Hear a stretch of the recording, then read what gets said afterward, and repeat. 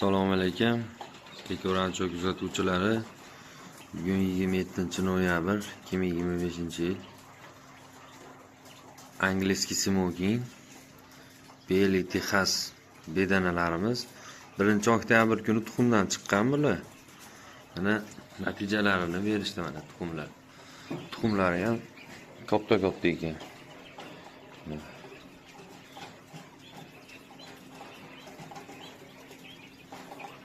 Tuxumlari ham katta. Gradus xona harorati pastlik qilyapti. 19 ekan. Seni 20dan necha oshirib berish kerak. O'shanda zo'r nima bo'lar ekan. Mana qolgan joylarni to'ldiramiz. Bu yerda ham bor mana.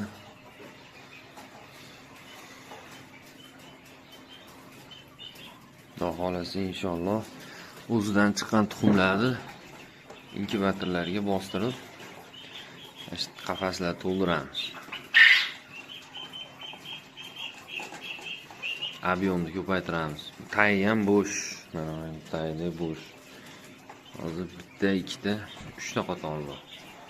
Tepadagilar xo'roz faqat. Bunga xo'roz. Ular semirtirgan.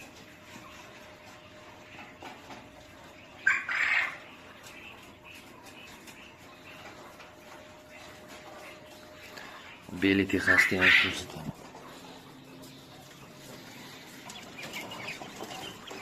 Bu kattaroq ekan bu. Angliski smokingga qaraganda jussasi, to'shliklari rosa to'lgan, katta ekan.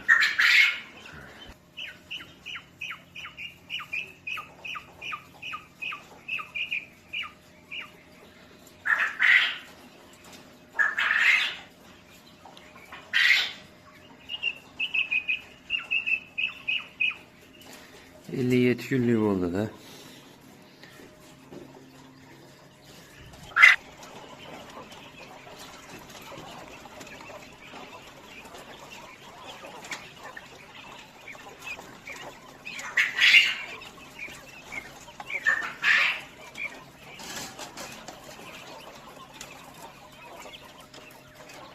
Bularni endi xo'rozini, makonini alohida qilib ajratamiz.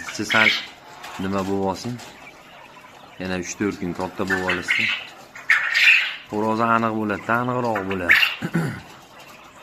Balog'at bo'lib, yoshiga yaxshi yetgan bo'lsa, ajratish oson bo'ladi. Ajratish